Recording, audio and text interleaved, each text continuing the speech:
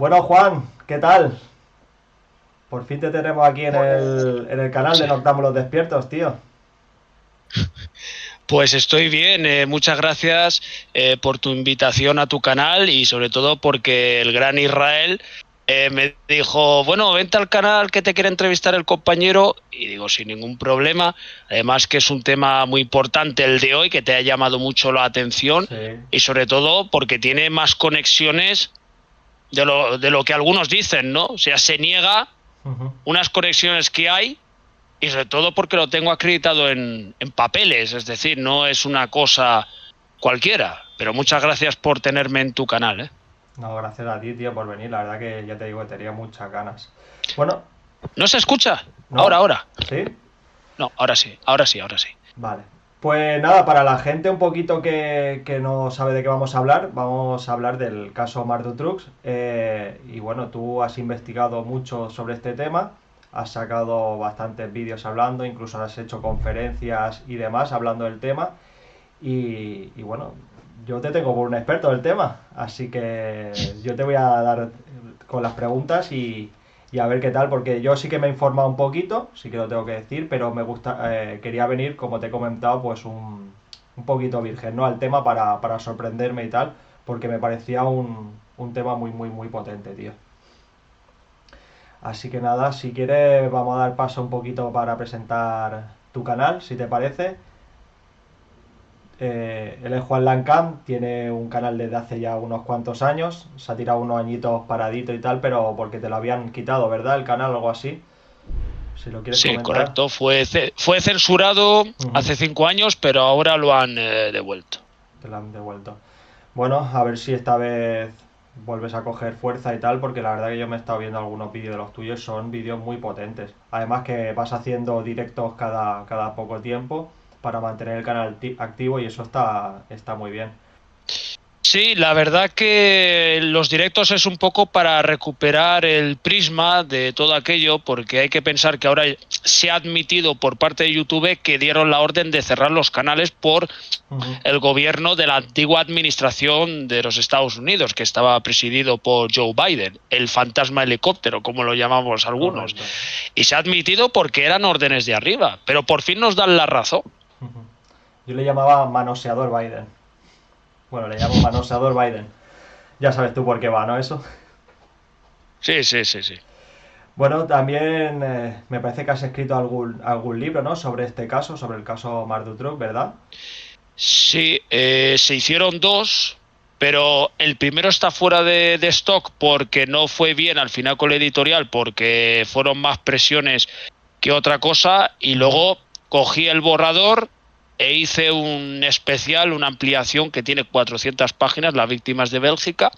Lo publiqué en Amazon porque, como bien ya expliqué a un programa, a su redacción, que me querían invitar para el día de ayer, que al final no pudo ser.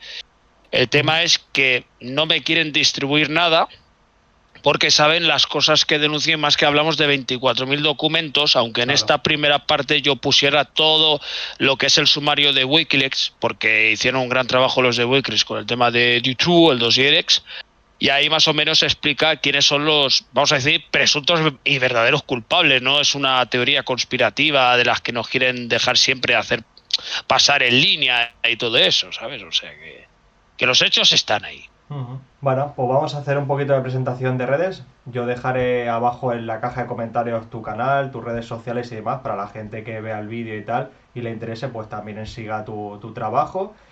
Y a nosotros, a Noctámbulos Despiertos, pues nos podéis encontrar en Instagram, en TikTok, en X y luego pues para vernos y escucharnos YouTube y luego como siempre para escucharlo iVoox, Apple Podcast y Spotify.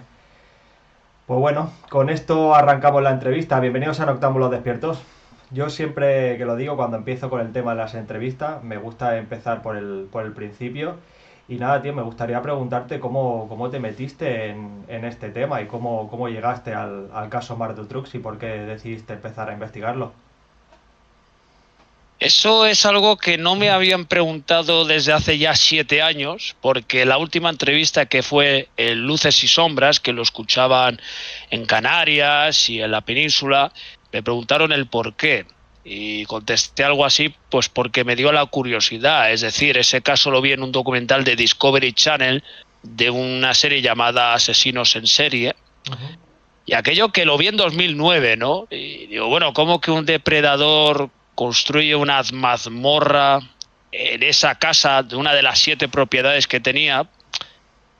Ya olía raro y de por medio te meten que existe una trama de poderosos que luego los desacreditan, matan a 27 testigos porque los matan. O sea, hay 27 testigos que nunca pudieron decir todo porque aparecieron muertos después que saliera la megatrama de poder, ¿no? Y entonces, años después, estaba viviendo en Holanda todo esto y me hice con una documentación la primera parte, porque hay mucha publicada, es decir, no es que esté todo clasificado, secretos de Estado y toda la cosa, y empiezo a ver que todo esto viene muy, unido con los de arriba, los que gobiernan el mundo, y veo que hay conexiones con el Club Bilderberg y organizaciones que dirigen los Estados Unidos, que lo han dirigido, y por eso se entiende del por qué todo esto se monta desde Bélgica. En Bélgica se da la primera parte, pero luego ellos tienen negocios de tráfico de armas, tráfico de menores, películas grabadas en VHS,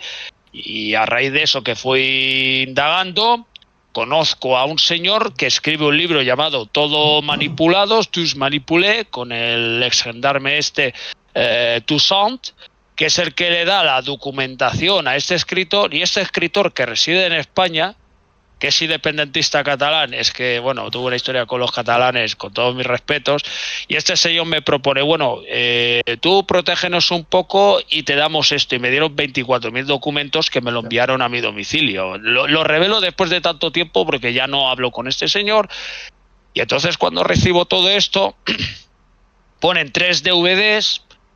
Año 2004 es cuando se empieza a filtrar esto. Empiezo a leer todo lo que hay porque aún no he terminado de leer los 24.000. Claro. Voy por el segundo disco. O sea, la primera fase del DVD1 empiezo a leer y lo que hay ahí es estratosférico. Es decir, es que está todo. O sea, lo que dicen que no existe está todo ahí. Y está y todo a partir explicado. de eso ya cambió la... Y digo, está explicado todo con pies y señales, con pruebas, con todo, ¿no? Sí, porque eso de querer vender a la población que Dutroux, Lelièvre, Michel Martin, que era la mujer de Dutroux, y este sinvergüenza, el que murió, el que dirigía en verdad el cotarro, el señor Jean-Michel Nihoul, que era el arquitecto del Partido Socialista belga, que era el que organizaba las orgías para la aristocracia en diversos castillos, y el que también tuvo que ver en la creación de los famosos asesinos de Brabante, aquellos atentados que hubo a mediados de los 80 en supermercados, en diversos lugares de Bélgica, y luego también se reunificaron entre Francia, Países Bajos, Reino Unido, Alemania, y se creaban pues lo que se llaman chantajes entre facciones y habían asesinatos políticos. Fíjate hasta qué grado llega el asunto, es que cuando lees que todo esto está basado en que distribuyen el Rohypnol, porque en el sumario viene explicado que el clan Dutroux, Nihoul, Michel Martin, Lelièvre y el Bernard Weinstein distribuían éxtasis en España, y esto no ha salido en ningún lado. Es decir, ellos tenían negocios de vehículos en España, negocios de drogas en Algeciras, Ceuta y Melilla, y luego en Marruecos con el señor Walsh, que era un traficante minoritario de droga. Pero Nihoul era el que protegía, repito, ese pequeño grupo desde los años 70 hasta mediados de los 90, porque Nihoul era confidente de la gendarmería belga. Es decir, un poco para que se entienda el tema. Vale. Dutroux ya había sido condenado por de menores, es verdad que es un depredador. Sigue en la cárcel, pero está hablando en la prensa a día de hoy. Vale, entonces para que nos hagamos una idea, para estructurarlo así al principio, también tenía una pregunta para ti más después, pero al final la has contestado, que era cómo había llegado todo el tema de la información, pero ya lo has explicado también con el tema de los discos y esto. Y el caso de Marc Dutroux desde el principio, él, ¿cómo empieza verdaderamente? Es que como empieza es algo bastante llamativo, porque este tipo vivía en el Congo belga y ya desde muy pequeño lo estaban prostituyendo en burdeles. Hostia. O sea, desde muy pequeño, la familia... En el sumario no se especifica si es la madre o el padre, porque Dutroux tenía varios hermanos. Entonces, de toda esa época que había aquella movida del Congo belga con el rey Leopoldo I o II, emigran a Bélgica y ahí es donde Dutroux empieza a hacer sus hurtos, sus actos vinculados a la de menores. Estamos hablando de 5 menores, o sea, ya en los años 80.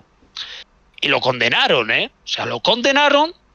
Pero la madre manda una carta a un supuesto fiscal que luego acaba en el Tribunal de la Haya, el señor Michel Wallet, y a Dutroux lo libran en 1989, finales de los 80, para ser más preciso. ¿Y qué ponía? Pero Dutroux...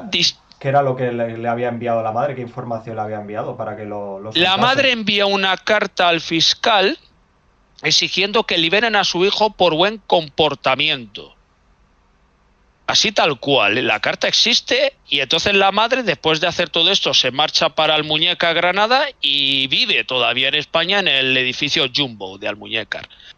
Entonces, Dutroux lo dejan libre y lo primero que hace es hacerse pasar por un discapacitado, cobrar diferentes rentas del Estado y llega a tener 7 o 12 propiedades. O sea, que todo eso lo subvenciona el Estado belga. O sea, que el tipo... Primero empieza, después de cuando sale de prisión, a vender droga, viaja al este de Europa, Checoslovaquia, para prostituir menores. Hay unos testimonios ahí que son escalofriantes, porque los primeros delitos de Dutroux, aparte de estos que te he mencionado, de las violaciones menores y que él también ya había sido prostituido de pequeño para que se ganara dinero a costa de que lo... porque fue... Perdona que hable así tan abstractamente... Sí. Luego de eso, él comete esos delitos y él se separa de la primera mujer y se casa con Michel Martin. Y Michel Martin es la que le encubre en todo esto. O sea, es la que le ha estado haciendo el trabajo sucio mientras Dutroux estaba en la cárcel. Lo que pasa es que hay intervalos en el cual está lo de la Gladio y ahí está otro tipo de delincuentes comunes. Porque Dutroux era un delincuente común que le favorecía al sistema. Entonces Dutroux era el recadero y de ahí conoce a Jean-Michel Niul. A Jean-Michel Niul y se inician negocios en radios, en burdeles nocturnos, clubs de alto poder. Pero la historia... Un momentillo, o sea, sí, para estructurarlo, él había estado primero en prisión por haber hecho los delitos también de ¿verdad? Sí. Luego lo sueltan, bueno, lo absuelven gracias a su madre y por buen comportamiento y tal. Sí. Luego viene el tema de que se hace pasar por discapacitado para cobrar ciertas ayudas y tener ciertas legalidades y tal. Y después ya empieza con la andadura de tráfico de drogas. Pero ¿eso viene antes o viene después ya del tráfico de personas? Lo de la droga, para ser muy exactos, por lo que hay en la documentación y que yo he estado horas leyendo, cuando leo los testimonios que da Dutroux, Niul, la abogada de Niul, es que se forma como una especie de comité de crimen organizado de media y baja estructura y de alta estructura, porque eso estaba muy bien estructurado. Claro. Y es cuando Dutroux conoce a Jean-Michel Niul, es cuando Niul le abre la estructura a operar a nivel mundial. Vale. O sea, él hasta entonces era un traficante, vamos a decir, de poca monta, por así decirlo, entre comillas, y cuando conoce a esta persona es cuando ya empieza lo gordo, ¿no?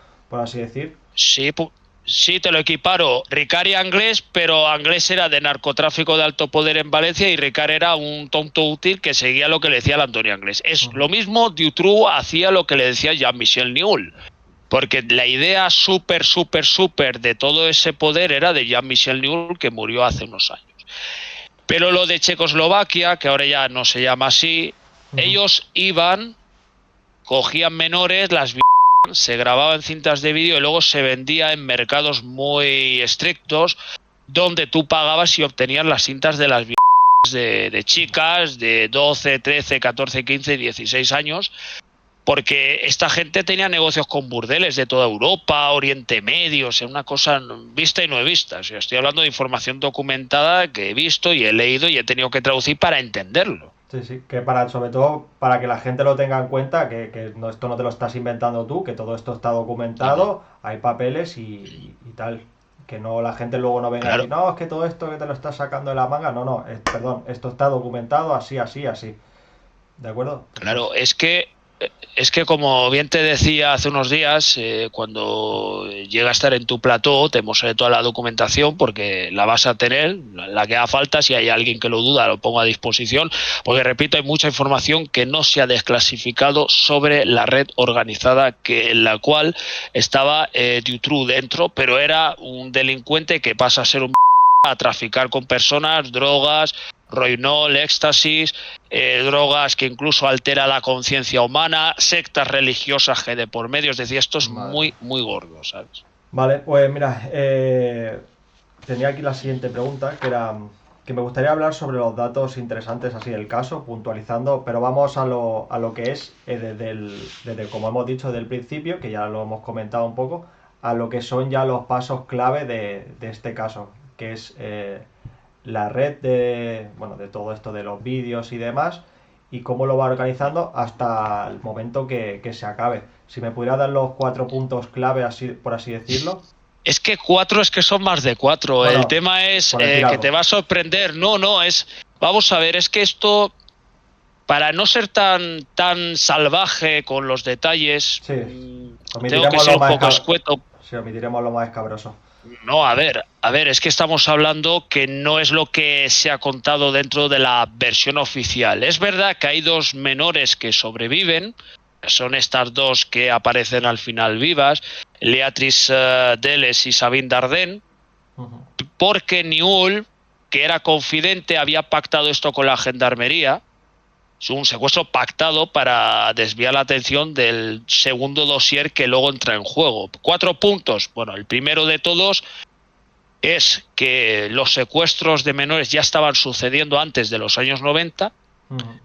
Primero todo esto se empieza con fiestas donde invitan a gente en castillos. De hecho, estos castillos los tengo casi el 50%, 90% ubicados, porque algunos están sin confirmar. Segundo, que efectivamente se graban vídeos para chantajear incluso a la Casa Real belga. Lo digo porque eso está más que documentado. El tercer punto es que la versión oficial, que las niñas mueren de hambre, es una farsa como una catedral, porque luego en las autopsias se detectan lesiones que no lo puede hacer ni Dutroux, ni la mujer, ni el toxicómano Lelièvre, ni Bernard Weinstein, que es verdad que pertenecía a una secta, vamos a decir, agnóstica llamada Abraxas. Y el cuarto punto es que testigos que no se les admiten como testigos oficiales dentro del tema, aunque pone información no verificada, hablan de un castillo llamado Château d'Amégois. Château d'Amégois es el castillo llamado Madre de la Oscuridad, donde se reunían los Illuminati, los Illuminatis, del cual Kubrick se habría servido para inspirarse en Ice White Shot.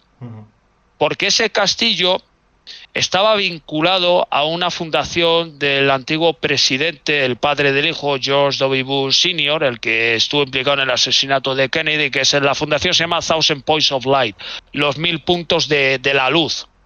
Y el que sería partícipe en todo esto sería el padre de Bush, el que, digamos, luego su hijo tuvo que ver con el 11S y todo eso. Bush padre, ¿no? Pero esos son los... Estamos hablando de Bush padre primero.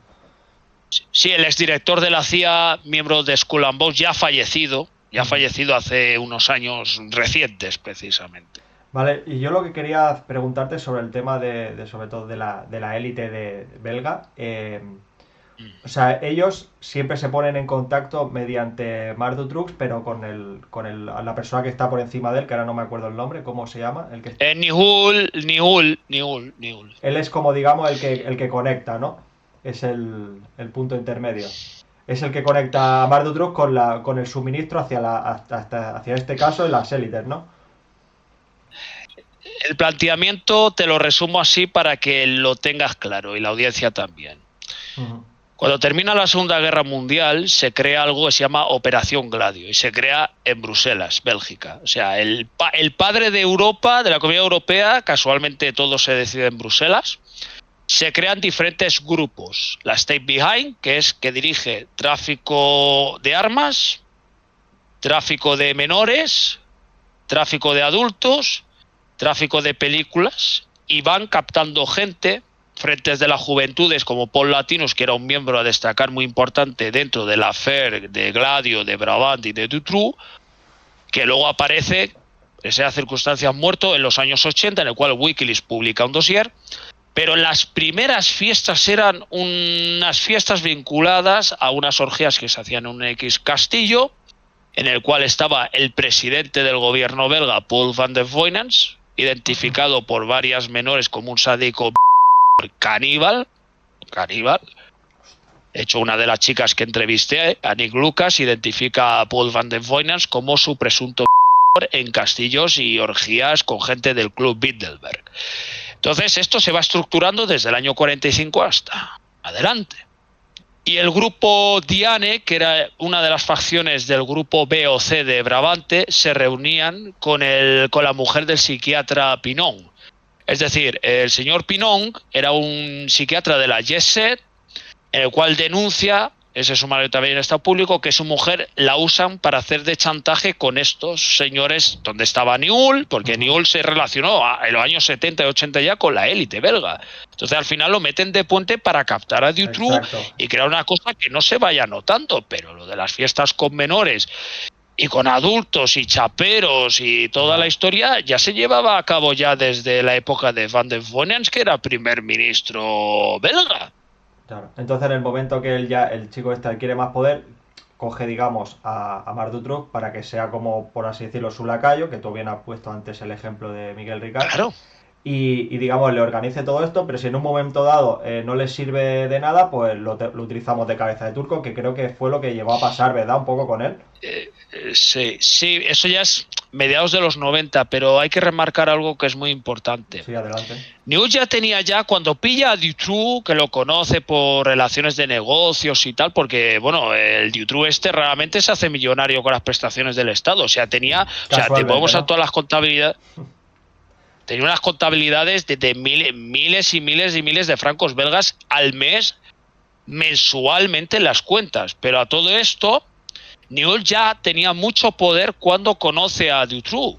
Porque estos dos se conocen de una manera circunstancial con temas de la de toda la historia. Porque Newell regentaba negocios nocturnos. El Mirano, que es un club muy famoso en Bruselas, y luego estaba el Club Les Atrevetas, que hacían con...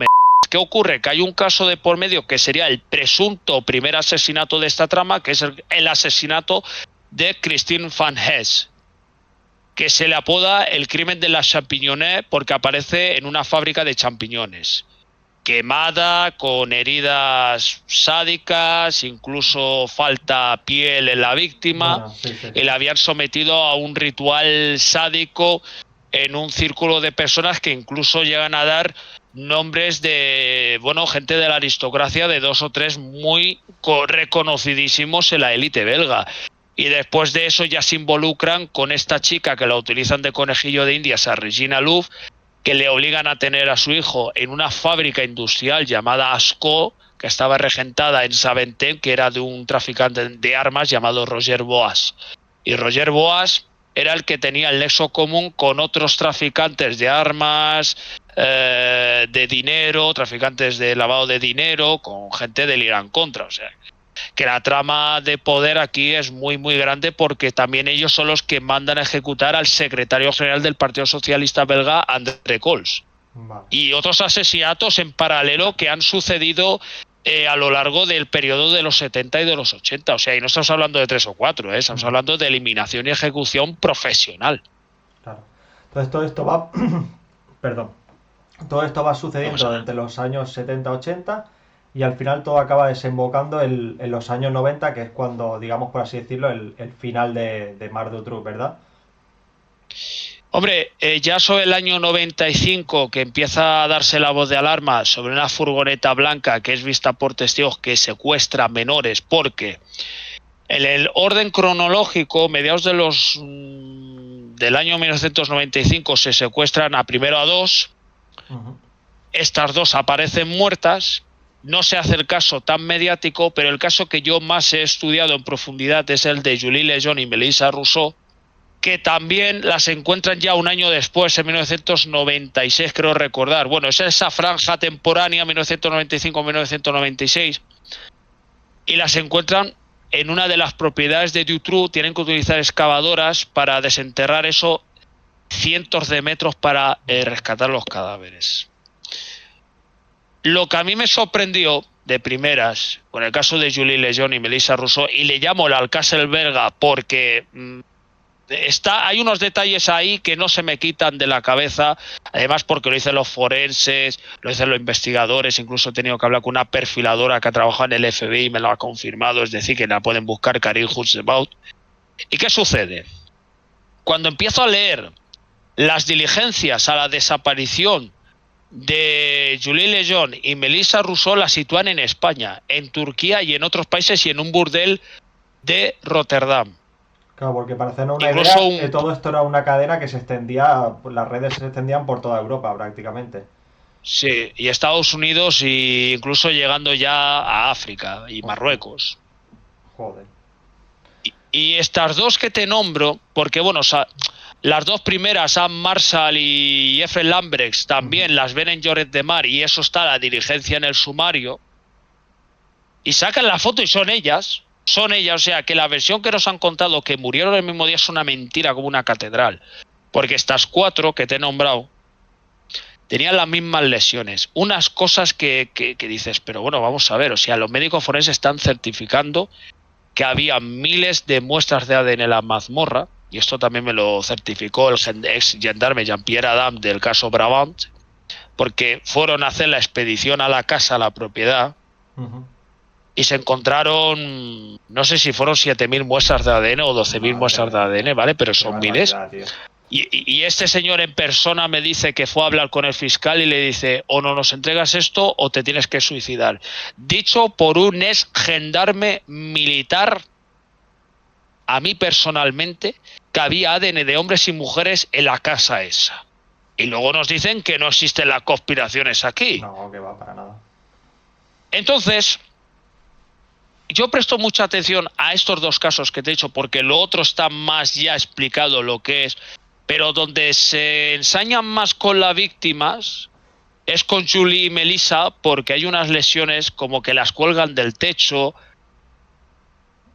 Fueron, digamos, vamos a decir así, salvajemente grabadas ante las cámaras e incluso se acusó a este señor, al cardenal Danels, que era miembro del Opus Dei, de la mafia de Shangallo, porque dime tú qué sentido tiene, querido Alberto, que el arzobispado de Bruselas, noticia que está oficial, tuviera las autopsias de Julie y Melissa en un cajón, y digo cajón porque ¿qué pinta la iglesia belga con unas autopsias de dos menores que han sido, vamos a decir, les han arrancado la piel prácticamente, porque las fotos que tengo, ese es el resultado. Les han hecho salvajada. No, y es que además, bueno, salvaja lo mismo que a las 3 niñas de Alcácer, es decir, son las mismas lesiones. Entonces, cuando les enseño las fotografías de las niñas de Alcácer con las de Julie y Melissa, me dicen, pero si esto es lo mismo.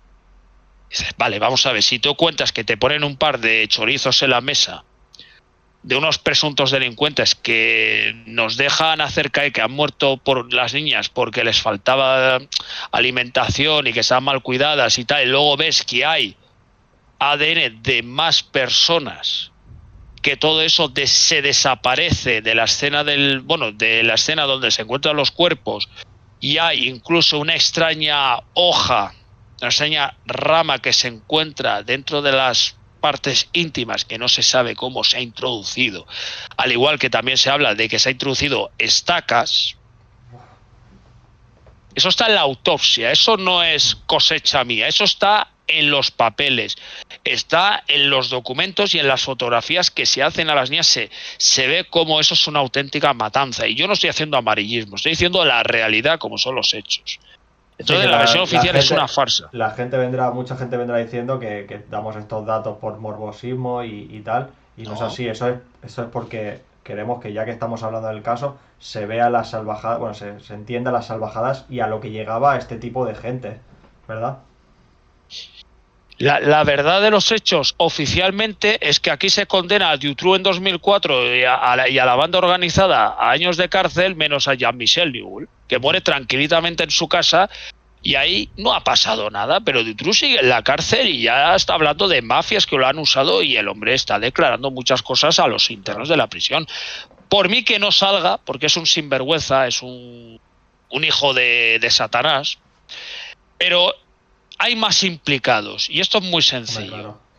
¿Cómo que la gendarmería, o sea, lo que sería la Guardia Civil en España, tiene el testimonio de una mujer en Castellón, la señora Annie Wolf, que le dice a la Guardia Civil, y la Guardia Civil luego llamó a la gendarmería belga, a la embajada o lo que fue, le dice: he visto a las dos niñas acompañadas de una mujer rubia. Y repito que eso está la testifical, que yo la pongo a disposición. Si lo quieren investigar, yo lo pongo a disposición. No toda la documentación, pero hay un dossier de España donde se recogen todas las informaciones. Y dice claramente esto y esto, y da la descripción de la mujer, que obviamente no ha sido identificada, pero ella cuenta que las ve Nules. Nules, provincia de Castellón.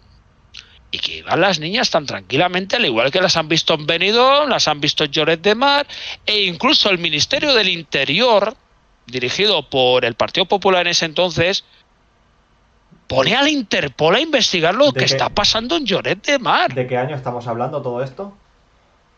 Esto es en el periodo que las niñas están desaparecidas, en el año 1995. Vale. Y se recogen testimonios de que las han visto en Maastricht y en otros sitios. Y de hecho al testigo de Maastricht, que era un gendarme, lo matan, al señor Reiskens. Iba a hablar con los padres con unas fotografías que habían fotografiado a las niñas en una sesión de y el tío lo matan. Vamos, que eso está documentado, ¿eh? O sea, no es una tontería. O sea, no, señores, esto no es poner en ningún problema al presentador, porque lo que estoy diciendo yo lo tengo documentado, hasta en los libros que he escrito pongo parte de esa documentación, aunque la primera fuera de Wikileaks, pero estoy hablando de la que no se ha hecho pública todavía. Qué fuerte. Entonces, cualquier persona, por ejemplo, en este caso el gendarmería cualquiera que se implicaba un poquito en el caso, lo hacían desaparecer, ¿no? Vamos a ver, hay un señor que era juez que también se suicidó. Tengo la cara del hombre enfrente, pero no me acuerdo del nombre exactamente, porque son muchos, estamos hablando de 27 testimonios. Pero, por ejemplo, el proxeneta Michel Pirot, que su mujer trabajaba en Los asesinos de Brabante, Veronique Laurent, este tipo iba a declarar que en el Hotel Brasil se estaba prostituyendo a estas dos niñas fallecidas, porque las tuvieron ahí como si fueran cromos y conejillos de indias, y también lo encontraron muerto a Michel Pirot, que ese es el proxeneta, que es el enlace entre parte de la trama de estos de Brabante del año 82 con los de el tema de menores, las fiestas y todo el tema. O sea que hay muchos fallecidos, o sea, estamos hablando desde toxicómanos, el Bernard Weiss, que deja una carta diciendo buscar en la secta de Abraxas, porque hubo una redada en diciembre de 1996, se encontraron restos humanos, eso está en los informes de la gendarmería, o sea, el tema de la investigación de las sectas satánicas, que no es satánica como dicen, es decir, es una secta agnóstica que trabajaba con otra secta francesa llamada Crypten, encriptado. Vale. Luego también, ahora que estamos hablando de los fallecidos, también había un dato que, si no me equivoco, creo que lo vi en uno de tus vídeos, en el momento de la investigación y de los juicios de este caso, también hay diferentes jueces fallecidos, ¿verdad? Sí, este juez que te he nombrado también aparece suicidado, extrañamente, el gendarme Reiskens también, que aparece muerto, luego otro tipo casualmente le había vendido vehículos a la trama de Dutroux, primero muere él, después fallece la mujer Fabienne Jupart, aparece también muerta en la casa, pero vamos, es que lo de los 27 fallecidos, hay un documental en alemán que se describe todo, incluso la mujer esta de la fundación Morkoven Work Group, que está investigando la red de Zambord, decía que tenía una cinta de Newell a un menor y la tiraron por la carretera, o sea que la mataron, o sea que está también dentro de la lista de muertes extrañas. Sí, de los suicidados. Como digo. Suicidados no, que los han suicidado. Sí, porque por eso, sí, los suicidados. Claro, y a este que te digo yo lo tiran por la vía de un tren, a uno de los que iba a declarar. la vía de un tren. Madre mía, qué locura. Entonces, para hacer una idea, todo esto mientras se estaba investigando iba desapareciendo esta gente, al final, ¿en qué desemboca todo? ¿Cómo al final consigue salir a la luz este caso y por fin ya salir a los medios y a la opinión pública? Al final, Bueno, quién lo consigue? sí. A ver, es que cómo se consigue, a ver, ahí hay una acumulación de burocracias de por medio, porque cuando se denuncian las 4 desapariciones, aunque luego fueran 6 en total, pero las 4 tienen un enlace importante. Se habla de la furgoneta blanca, porque al principio omiten esa pista, luego cuando desaparece Julie y Melissa ya se vuelve a hablar de esa furgoneta blanca como la que aparece en el escenario de todo este entramado, y cuando la identifican, ¿de quién era? Del señor Marc Dutroux. Bueno, del señor no, del hijo del diablo. ¿Y qué sucede? Y ahora viene el paquete de AliExpress. No los de Amazon, los de AliExpress. Van estos gendarmes a la casa que tenía este Dutroux en la avenida de Philippeville 127. Me estoy acordando que esa casa ya ha sido demolida, en ruinas y todo eso, pero bueno, que hay gente que ha ido a grabar y todo. Cuando estaba en la casa podías visitarla y hacer una expedición y psicofonías. Hay gente que ha hecho eso, ha hecho expediciones, y pican a la puerta y sale el desgraciado este, porque es que es un sinvergüenza, un depredador, y dice, bueno, ¿qué es lo que queréis? Dice que estamos investigando el robo de un vehículo, y resulta que esa furgoneta es de usted.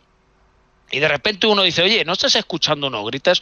Porque es que resulta que cuando entrabas a la casa había una especie como vamos a decir así, como de una estantería, que cuando la abrías así vas a la mazmorra. ¿Y qué sucede? Que el otro gente me dice, cállate, que tú no digas nada, que aquí no ha pasado nada. Pero dice, sí, hay 2 gritos, están viniendo los gritos de un subterráneo. Entonces, claro, ya luego tuvieron que reconocer que omitieron la pista. Hostia, o sea, que los dos que fueron... De los 2 que fueron había uno que sabía de qué iba la cosa. Que sí sabían, pero si Newell era confidente, sabían que pasaban droga, incluso habían estado involucrados en el robo del armamento de la gendarmería en los años 80, Newell, no Dutroux. Entonces tenían que hacer el favor a Newell, porque el Dutroux poco les importaba. Este era lo que yo llamo un conseguidor, un facilitador, pero claro, es que es un es que el otro se queda en corto. Claro. Y claro, ese registro está escrito como dicen, vamos adentro, escuchamos los gritos, y el otro dice, cállate y no digas nada y sal de aquí. Y sal de aquí porque te puedes meter en problemas. Lo mismo que le pasó a Jean-Pierre Adam, que se quejó al fiscal y el fiscal lo amenazó con decir, bueno, quítate del medio y sobras directamente. Madre mía, qué locura, tío, qué escabroso. No, es que lo escabroso es que los que investigaban lo de Brabante, los atentados de la Gladio, aunque ellos dicen que no es Gladio, yo digo que sí, yo esto lo he discutido con él de tú a tú, luego los mandaron a investigar las desapariciones de niños. O sea, es curioso esto cómo funcionaba en lo de las brigadas de gendarmería, en Lieja, en Mons, en Bruselas. Bueno, era muy peculiar esos departamentos, era militar. Entonces, claro, se rigen por los estamentos que habían. O sea, ahora mismo es diferente, es decir, la legislación Bells. Vale, tengo otra preguntita sobre el tema, y es que lo hemos comentado antes, sobre todo ahora que está también todo esto tan abierto, lo de las chicas de Alcácer otra vez. ¿Se podría relacionar el caso también de Marc Dutroux con las chicas de Alcácer? ¿Me lo puedes desarrollar un poquito? A mí lo que me gustaría es que la gente, en vez de estar dando palos de ciego en los comentarios, porque es que revienta, es que uno no se puede callar ante tal injusticia. Eso sí, es peor que un asesinato, la ignorancia de un pueblo. Es que es peor que un asesinato, a día de hoy. Pero luego entiendes y dices, si es que estamos como estamos, nos merecemos lo que tenemos, que estos sigan matando gente. Es que al final lo tienes hasta que justificar por la ignorancia de un pueblo tan bueno como es el español. Pues el pueblo español, dentro de lo que cabe, ha pasado muchas desgracias, y también creo que se merece vivir en paz, pero parece que no podemos vivir en paz. Pero te voy a desarrollar esto, porque a mí al principio me costaba creerlo. Pues dices, bueno, a ver, ¿aquí qué es lo que pasa? Bueno, aquí lo que pasa es que cuando tú coges en seco las lesiones de las niñas de Alcácer que les hacen durante 40 días, las torturas, ausencia de piel en los cuerpos y falta la piel de una de las espaldas, que Frontera certifica en el informe que le solicita la parte privada que estaba en la parte de la acusación particular, ya tenemos el primer factor, porque faltan cosas en los cuerpos de las 3 niñas. Luego, cuando tengo acceso a las autopsias de las víctimas de Dutroux, pero yo me fijo, como te he dicho, en Julie y Melissa, porque es el caso donde ya se habla de rituales a un nivel infrahumano, donde sí, se habla de gente muy poderosa, entre ellos este cardenal que iba a ser el papa antes que Francisco, que ya falleció. Y empiezo a leer que también falta tejidos de piel, e incluso, te puedo ya decir más, esos cuerpos no es que fueran pura calavera como las 3 niñas, ¿vale? Porque lo que es la parte facial, casualmente no había piel. O sea, estaban los dientes intactos, pero esto como lo de Hostel, para que te hagas una idea. Enterradas a cientos de metros, tuvieron que ir 2 excavadoras. Bueno, las fotografías están en color, quien las quiera ver, pues que se ponga en contacto. Y luego, pues claro, cuando yo hablo con la que estaba ahí en su momento, la señora Karin Hutzbaut, en privado, que se graduó en cuántico, en lo del FBI, como criminóloga, perfiladora de perfiles criminales, yo le hablo de este tema, me dice, las lesiones son iguales porque estamos hablando que las niñas Julie y Melissa fueron empañadas y hay sospechas que en las niñas de Alcácer también existe evidencias de empañamiento. Y también fueron colgadas ambas, o sea, hay una serie de patrones. Luego también es que el estado de los cuerpos, lo que es las partes íntimas, tanto las niñas de Alcácer como Julie y Melissa, las tienen exactamente igual. De hecho, un ex parlamentario, Lorenzo Luis, en español, denunció en el Parlamento belga delante de los implicados de esta trama que había lesiones en las partes íntimas que se calcula que son entre unos 7 y 12 centímetros de cálculo. Lo mismo que las 3 niñas de Alcácer, ¿eh? O sea, te estoy diciendo que nos vengan a decir aquí que murieron de hambre cuando los forenses detectan que han sufrido violaciones de esos centímetros en exactitud, desgarramientos e introducción de objetos. Y estoy diciendo, tengo los informes de las autopsias, no me lo estoy inventando.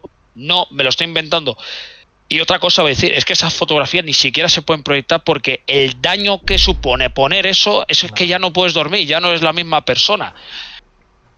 Y ahí te das cuenta que todos los profesionales fuera de España coinciden que sí hay un patrón, que es el sadismo que se cometen sobre las víctimas, infringir ese daño psicopático, sádico, donde estamos hablando de despellejar a menores.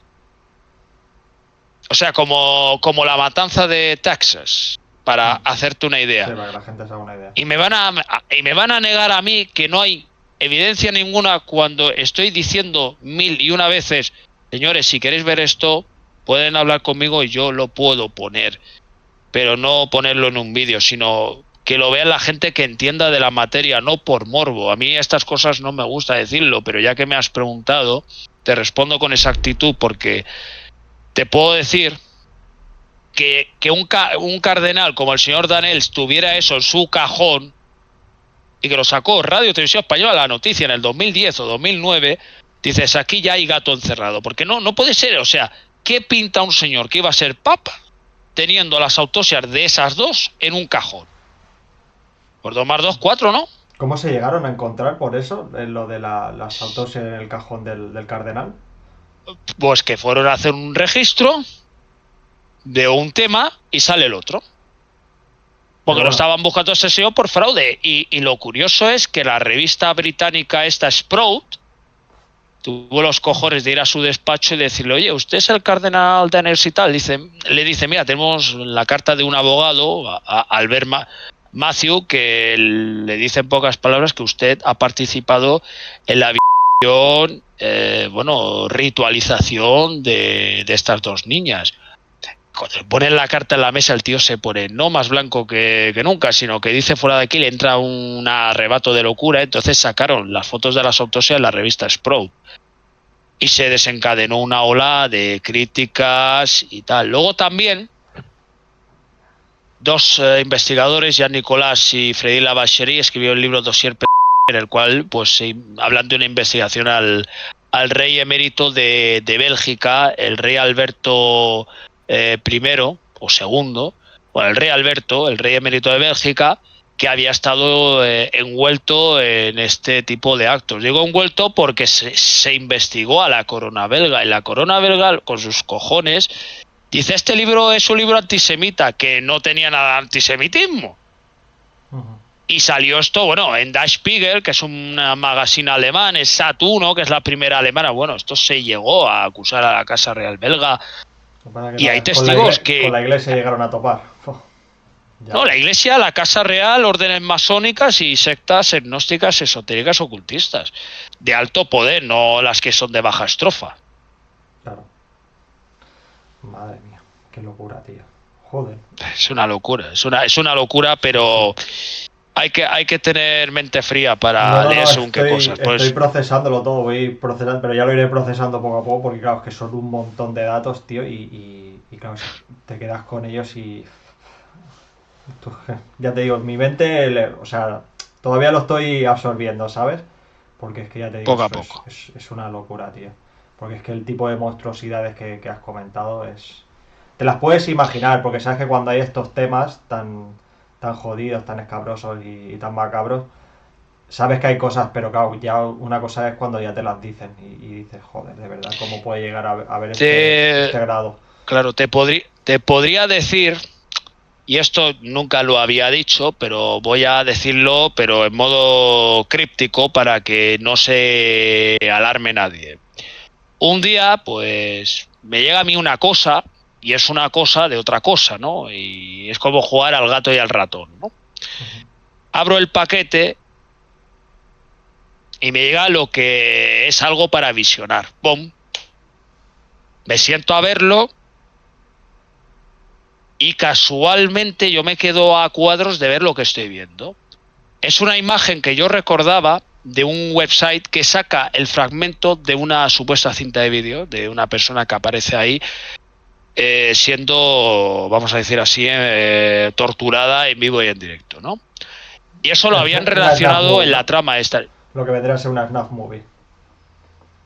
Bueno, una cinta donde se ve a una persona sentada en una silla e incluso le clavan clavos en la mano. O sea, y esa cinta a mí me la envían anónimamente. O sea, yo esto cuando lo veo digo, pero si es la imagen esta que yo había visto en la página ISGP, porque ISGP es el Centro de Estudios Políticos Investigativos que han investigado todo el tema, pero ya a un nivel geopolítico. O sea, eso es una barbaridad. Entonces, esto yo lo tengo guardado en una caja fuerte por mi seguridad, pero ahí no aparece gente, pues aparecen dos tíos enmascarados, tienen a una persona sentada y le empiezan a hacer cosas.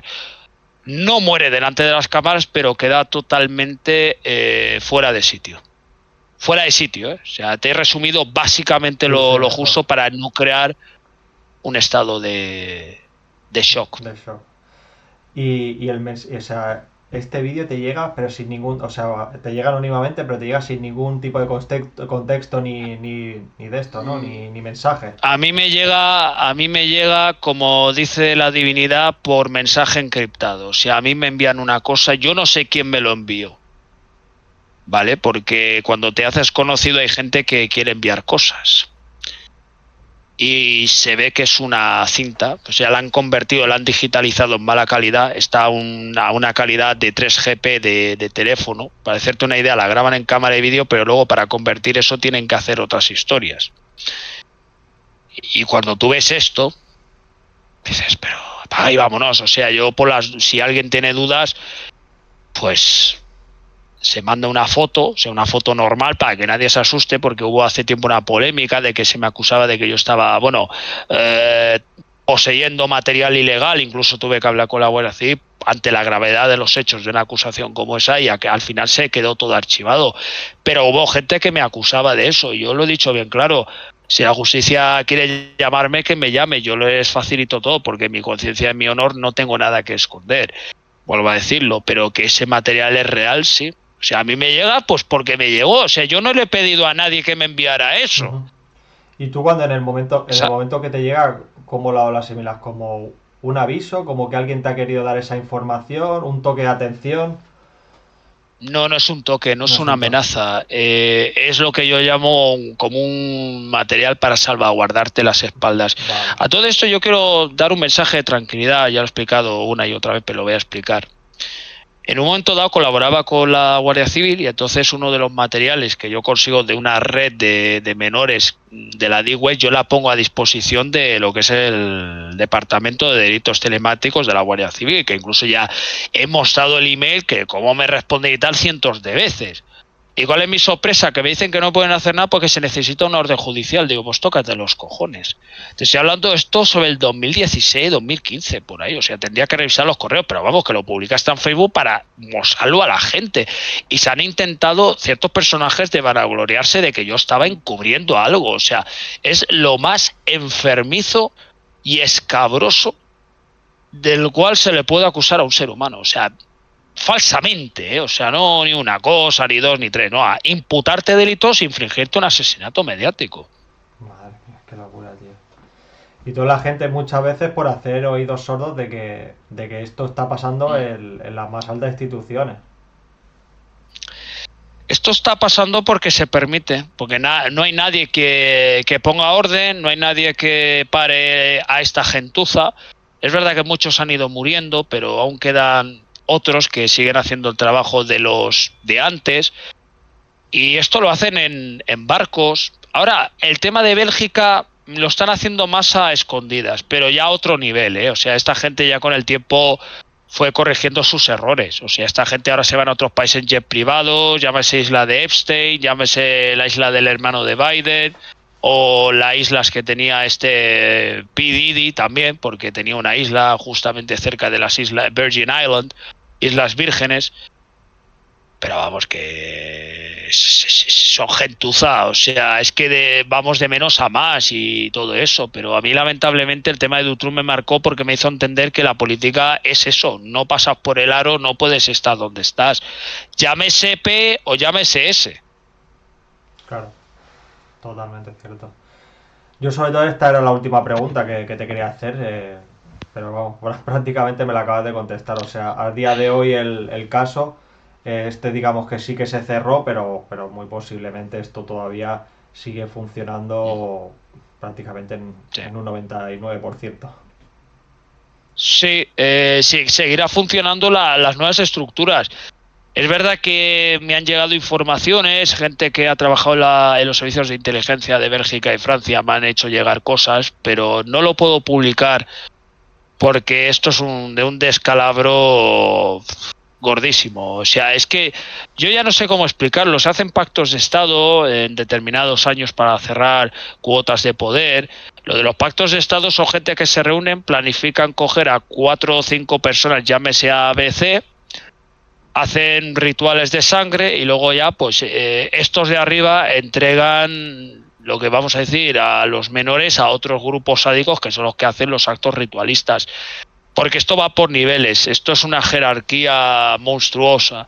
No es una cosa de 4 chorizos, del transportista, del fontanero, del que está limpiando las calles, no, esto es gente que tiene corbata, que tienen unos cojones bien puestos y tiene una doble vida y el sábado domingo los ves de misa tan tranquilos a los del Opus, a los Rotarios. No quiero generalizar con esto, pero es que el Opus aparece en el caso de Utru y el Rotario ya ni te digo. El Rotario, Y aparece gente, tengo sí. una pregunta, es que has sacado el tema, el Rotario es el Rotary's Club. Sí, el famoso Rotary Club, que es la segunda avenida de la masonería, del gran arquitecto del universo, porque ellos, vamos a decir, hay cultos luciferinos, lo que pasa que no tienen nada que ver con el primero del original, que era buscar la luz y la fe. Uh-huh. Todo esto lo han manipulado y han convertido los actos luciferinos en asesinar niños. Aunque el presidente de la iglesia satánica en España lo niegue, la policía tiene informes de cultos satánicos en España. De hecho, se hacían programas antiguamente sobre que desapariciones de niños podían estar relacionados con cultos satánicos, sobre todo en la Comunidad Valenciana, las Islas Baleares, Ibiza. En el norte de España había la secta de la secta del Toro, que ya hablaremos de esto, porque no hay información, pero no se puede acusar que la secta del Toro matara a personas, pero que había una investigación sobre la muerte de animales. Pero esto es otro tema. Es otro tema, Barde. Vaya tela, tío. Madre mía. Pues hay mucho mundo por descubrir, por eso digo que esto trae mal cuerpo y a veces uno dice a sí mismo dentro, mejor colgar la chaqueta y estar tranquilos. Y no es que les tenga miedo, sino alguno he conocido, me han intentado llevar a sus clubs y tal, y he dicho que no. O sea, a mí me han intentado ficharme para no hablar, pero yo no acepto tratar con oscuros. O sea, no lo acepto porque no es mi forma de proceder, sino creo que el bien hace un trabajo bueno. Y algunos han caído y otros seguimos más estructuradamente como hacen ellos. El arte de la guerra es eso, tener a tu enemigo cerca y cuando lo tengas lo decapitas, como a la serpiente. Te han intentado llevar al lado oscuro. Cientos de veces. Cientos, o sea, para hablarte de esto 3 horas necesitarías tú abrir un espacio 3 horas en vivo y en directo. Vale. Pero eso tiene que ser con más tranquilidad en persona para yo mostrar las cosas y que vea la gente que esto existe. O sea, no es ningún bulo, no es ninguna teoría del fango, no es como dice el presi, el guapo men este que va por Nueva York ahí todo chulo, que su hermano no ha hecho nada, sí, ni la señora Begoña. Es una víctima, el pobrecito, tío. Bueno, él es un maquiavélico. No, es que me hace gracia como Villarejo dice que lo califica del mejor presidente de España, pero que lo que le va es la ambición. Es muy llamativa esa cuestión que lo diga José Manuel Villarejo. Pero bueno, a todo esto yo me quedo con un detalle que me dijo este señor belga, el Jean-Pierre Adam. Es que para luchar hay que hacerlo discretamente y con una máscara, un pasamontañas, para que no te vean. Es decir, ellos que no sepan que tú vas tras la pista de sus actos criminales, satánicos y sádicos. Porque si no van a ir a por ti. Bueno, van a por tu familia. Bueno, claro, sí, directa o indirectamente, pero van a por ti. No, indirectamente no, directamente. Qué triste, tío. Una pena que tengamos que estar dominados por este tipo de gente, la verdad, tío. Totalmente. Bueno, quiero ir cerrando ya un poquito el podcast y nada, te quería agradecer que hayas estado aquí. Sé que ha sido todo en una hora, una concentración de información muy grande. Supongo que a la gente que lo vea le va a pasar gran parte como a mí, que le va a abrumar, ¿no? Porque el que conozca a lo mejor el caso, no, pero a lo mejor como era mi caso, que gente que lo conozca a día de hoy por ver este podcast y empieza a digerir la información le va a costar. Pero bueno, que está ahí y tú, como bien has dicho, es todo lo tienes documentado, que no te estás inventando nada y que en un momento dado no me estoy inventando nada. Poner a disposición. Luego también me gustaría decir que, tío, a ver si algún día tenemos la oportunidad de hacer algo en persona, ya sea aquí en este estudio o en otro, tío, pero estaría muy bien. Me gustaría sobre todo tenerte a ti, a Irra y estar los tres, tío. Ojalá, porque así puedo poner todo sobre la mesa y callar un par de bocas, porque, bueno, algunos me han señalado, me han crucificado, soy el malo de la película, pero nunca me dan la réplica. Claro. Estoy esperando que alguien me ponga un micrófono, traigo las cajas y a partir de ahí que cierren el plató, porque de ahí tenemos que salir con vida. Lo digo así porque se va a caer muchas caretas. Una vez que yo saque dossier tal, no sé qué, aparte lo tengo todo traducido de memoria, a través de la memoria fotográfica, entonces cualquier cosa te digo esto y esto, no, que no te quepa la menor duda que con esos papeles estamos a salvos, o sea, porque estamos hablando de papeles, pero de verdad potentes, o sea, es que con esto desmontas todo, cualquier parafernalia del otro, del Ricard. Mira, el Ricard, para hacerte la idea, que yo no lo conozco ni lo quiero conocer, pero ese señor es un mentiroso patológico. Este tío ha declarado 8 o 9 versiones distintas, ¿no? Desde que la Guardia Civil le pegaba hasta que ha tenido que firmar confesiones a la carta. Y luego dice que le han obligado a confesar, pues si no, le podría hacer lo mismo a su hija. Pues a ver, entonces, ¿cuál Ricard nos quedamos? ¿En el de antes o en el de ahora? Obviamente en el de antes. Claro, entonces, todos estos que van de que saben que Ricard tal, no. Ricard es un mamporrero, que era un barrendero de la Legión de Málaga. Era de este tipo estuvo en Málaga mucho tiempo. Y este vino para acá y este se juntó con el inglés, pues era un muerto de hambre, que no lo quería ni su padre. Su padre le pegaba. O sea, esto es así. De hecho, su padre, un día lo entrevistaron en el Canal Sur y dice, yo sé que mi hijo es inocente. Y si lo ha hecho es un malnacido. Lo primero que dijo su padre que su hijo era inocente. Y eso es así. Es que Ricard nunca ha hecho nada. Lo único que ha hecho es atracar bancos Claro. y apretar una vez el gatillo para disparar a alguien que no va a decir quién es, pero lo dejo caer ahí. Y que le pregunten al Mauri qué es lo que pasó en la Romana cuando fueron a recuperar el dinero del atraco al Bancaja. Esa es buena. ¿Qué pasa? ¿Que también es mentira eso? Que se lo pregunte. Yo no estoy acusando a nadie, pero que el Ricard ha acusado al Mauri, hay que tener dos cojones. El Mauri será lo que queramos, pero este de asesino no tiene nada. Vale. Nada. Bueno, tío, pues lo dicho, a ver si en un futuro trabajaremos por hacer algo conjunto, tío. Ojalá. Y, Ojalá. y sobre todo que esté nuestro compañero Irra, tío. Aquí le enviamos un saludo. Sí. Un saludo, Irra, un saludo muy grande, hermano. Y nada, ya simplemente quiero darte aquí un pequeño hueco para ti, por si tienes que anunciar alguna cosita que vaya a venir tuya en breve, alguna cosa que tengas preparada que quieras anunciar. Y siempre me gusta dejar un poquito ese espacio para el invitado. Perfecto. Pues cuenta con ello, cuenta con ello, que siempre viene bien un segundo espacio.